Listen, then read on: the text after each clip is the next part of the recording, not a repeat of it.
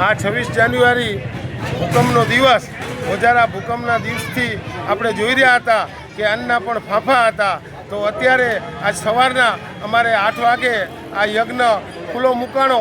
અમારા મહારાજ સાહેબ અને અમારા ટ્રસ્ટીગણ, જૈન યુવક મંડળના સભ્યો, અનુકંપાના સભ્યો સતત હાજર રહી અને આ મંગલાચરણનું ચાલુ કર્યા પછી 2 મિનિટનું મૌન પાડ્યું. જે દિવગત થયેલ આત્માઓને એને શાંતિ મળે અને એમને મોક્ષ મળે એના માટે આ સવારથી કેમ્પ ખુલ્લો મૂકાણો હતો.